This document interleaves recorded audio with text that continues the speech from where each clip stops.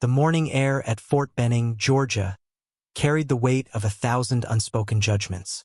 Sergeant James Whitaker stood alone on the edge of the firing range, his British accent still causing heads to turn even after 6 months with the 75th Ranger Regiment. The red clay beneath his boots reminded him nothing of the green hills of Yorkshire he'd left behind when he joined the American Special Operations Unit as part of an experimental exchange program between Allied forces. At 32 years old, James had already served 12 years in the British Army, including tours in Afghanistan and Iraq that had earned him commendations his American counterparts knew nothing about. He preferred it that way. Let them judge him by what they saw here, not by words on paper from across the Atlantic. The other Rangers were running drills on the obstacle course, their boots pounding rhythmic thunder against the Georgia dirt. James watched them through eyes that had seen too much, eyes that calculated distances and wind speeds even when he wasn't behind a scope. Lieutenant Colonel Marcus Henderson stood near the command post, his jaw set in that familiar expression of barely concealed disapproval. Henderson had made his feelings clear from day one. The British sniper was a political gesture, nothing more, and had no place among America's elite. James adjusted the well-worn cap on his head and walked toward the armory. His rifle, a familiar L115A3 long-range rifle he'd brought from his unit in Hereford, waited in its case like an old friend. The American snipers favored different weapons, different techniques, different everything. In 6 months, James had not fired a single shot that counted. Every training exercise, every simulation, every opportunity had been redirected to American-born Rangers. He was a ghost in a unit that prided itself on brotherhood. The sun climbed higher, brutal and unforgiving. James remembered his first day here, how he tried to share tactical insights from operations in Helmand Province, only to be met with polite smiles and dismissive nods. Captain Brad Morrison, the unit's lead sniper instructor, had been particularly vocal about traditional American sniper doctrine. There was the prone position, the sitting position, the kneeling position, and variations thereof. Everything was standardized, tested, approved by decades of military tradition. James had mentioned once, just once, about an improvised position he'd developed during a 48-hour stakeout in Afghanistan. A position where he'd literally buried himself in hay bales to remain undetected while covering an evacuation route. The haystack position, his spotter had jokingly called it. A way of using natural cover to create a stable shooting platform while remaining completely invisible to enemy observation. Morrison had laughed. Not a cruel laugh, but the kind of laugh that dismissed an idea before it could even take root. That's not how we do things here, Sergeant. We have protocols, standards, positions that have been refined over generations of American military excellence. James hadn't brought it up again. Now he stood in the armory, running his fingers along the cold metal of his rifle. Tomorrow would mark exactly 6 months since his arrival. 6 months of being tolerated rather than accepted. 6 months of watching other snipers take positions he was more than qualified for. 6 months of swallowing his pride and remembering why he'd volunteered for this assignment in the first place. To learn, to grow, to bridge the gap between Allied forces. Specialist David Chin walked into the armory, one of the few Rangers who'd shown James any genuine friendliness. Chun was 24, third-generation Chinese-American, and a spotter with instincts that reminded James of his old team back home. "You okay, Whitaker?" Chun asked, noticing the distant look in the British sergeant's eyes. "Just thinking," James replied, his accent making the simple words sound formal and distant. About whether 6 months is enough time to prove yourself, or if some prejudices run deeper than that."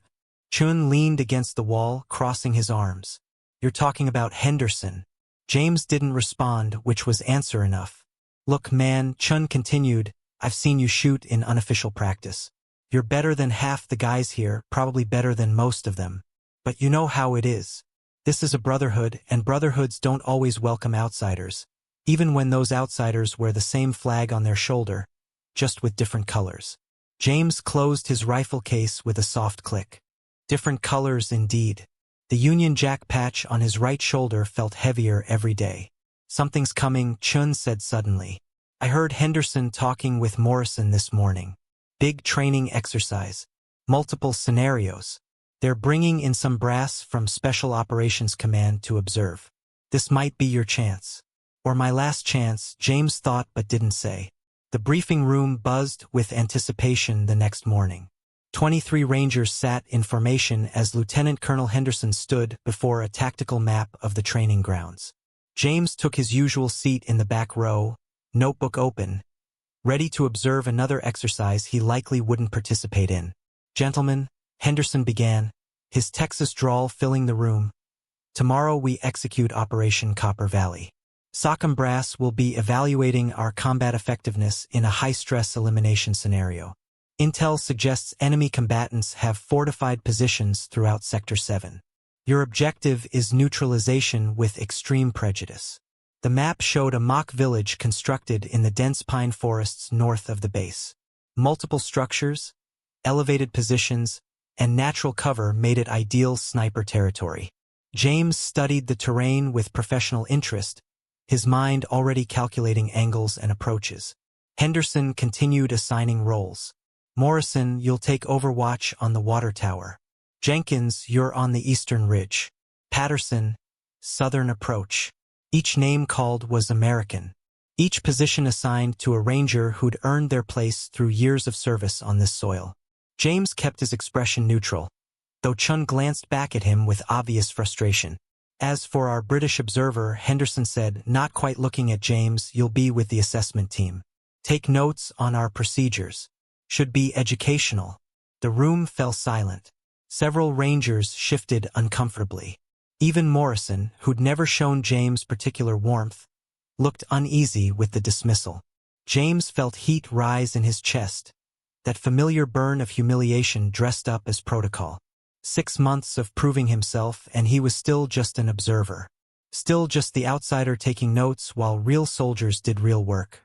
"Sir," Chun spoke up, "Sergeant Whitaker has extensive combat sniper experience. Wouldn't it be valuable to utilize all available assets for the brass?" Henderson's jaw tightened.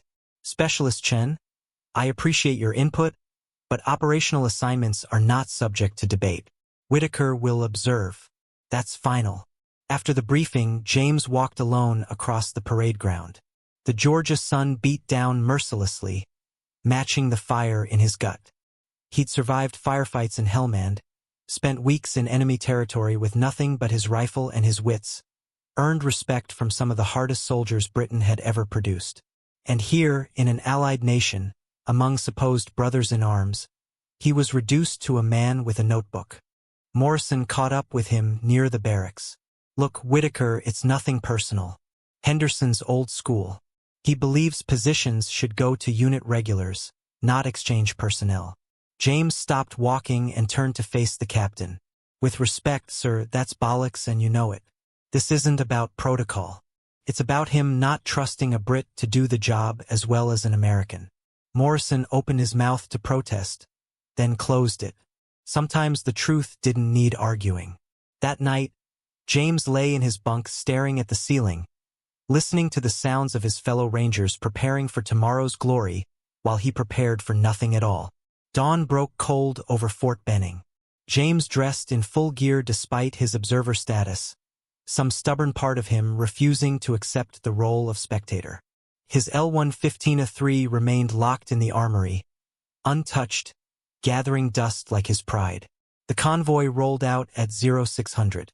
James rode in the assessment vehicle with 2 SOCOM observers, Colonel Sarah Brennan and Major Tim Rodriguez.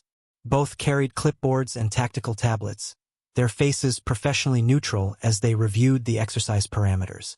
Operation Copper Valley commenced with textbook precision. The Rangers moved through the forest in coordinated teams, their movements fluid and practiced. James watched from the command post, a converted shipping container overlooking the mock village.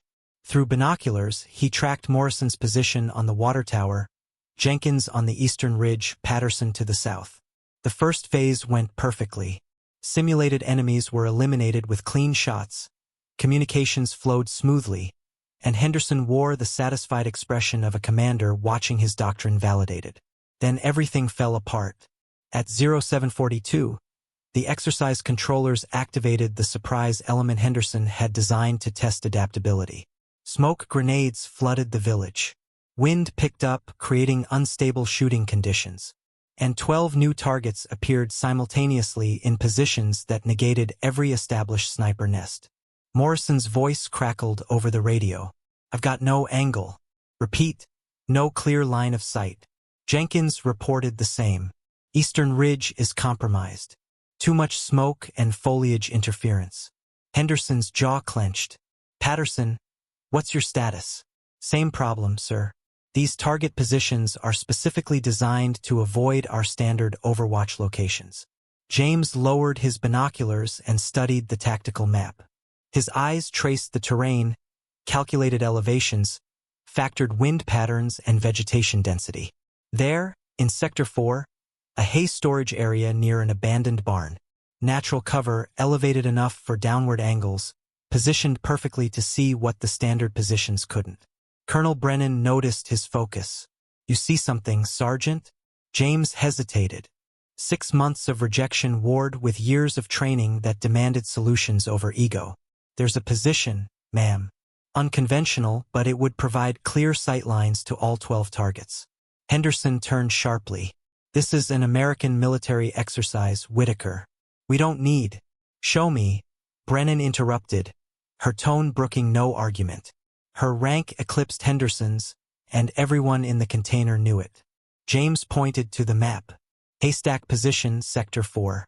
Low profile, natural concealment, stable platform using the hay bales as support. From there, a skilled shooter could engage all visible targets within minutes." Brennan looked at Henderson. "Can any of your current snipers reach that position and set up in time?" Henderson's silence was answer enough. The established positions were too far away, and the exercise clock was ticking. "Get him a rifle," Brennan said quietly. "Let's see if theory matches execution." If you're watching this and thinking it's about time someone got their shot, hit that subscribe button. Because what happens next will redefine everything these Rangers thought they knew about sniper doctrine. James moved through the forest like a shadow returning home. His L-115A3 felt right in his hands after months of forced separation, the weight and balance as familiar as his own heartbeat. Chun volunteered as his spotter without hesitation, the young specialist keeping pace through the dense Georgia pines. They reached Sector 4 in 4 minutes flat. The hay storage area sat exactly as James remembered from his initial reconnaissance weeks ago.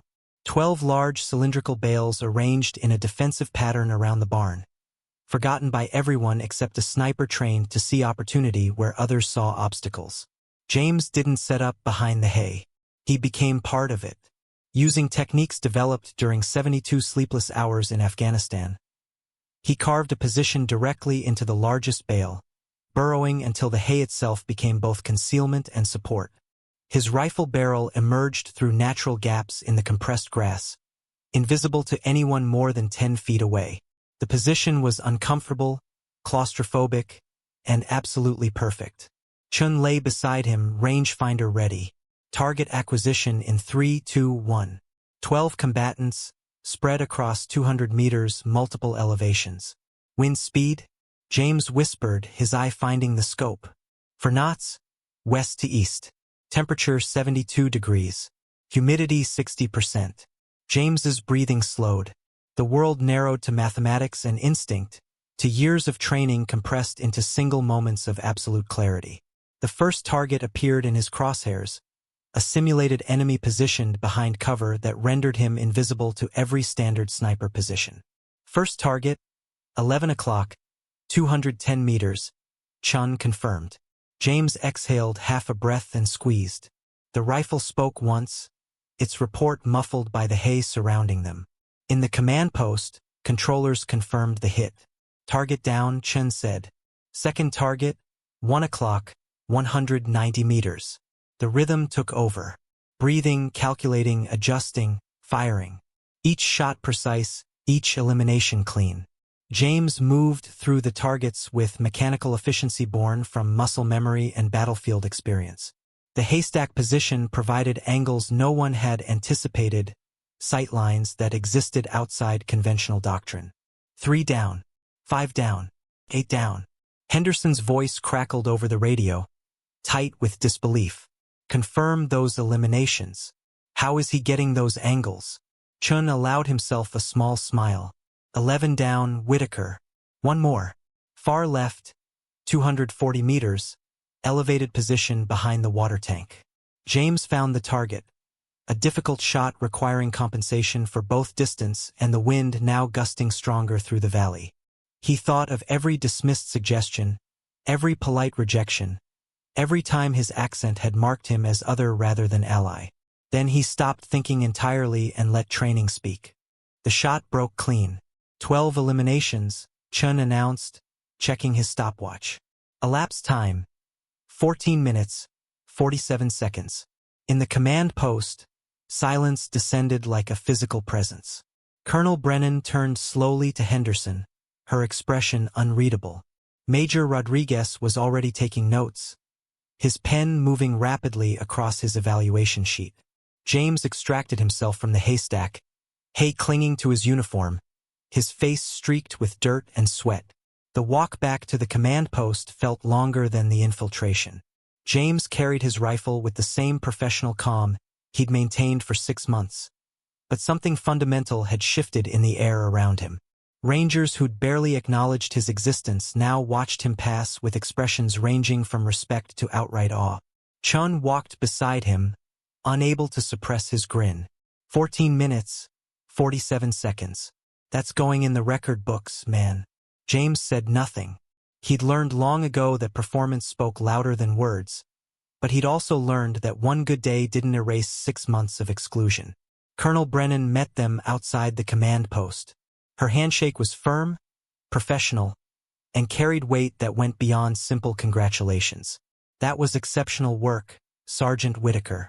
Unconventional, unorthodox, and exactly what special operations demands. Adaptability under pressure.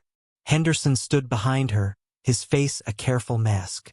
James could see the internal struggle playing out behind the lieutenant colonel's eyes. Pride warred with prejudice, doctrine with demonstrated excellence. Major Rodriguez stepped forward with his tactical tablet. Sergeant, I've been evaluating sniper programs across multiple bases for SOCOM.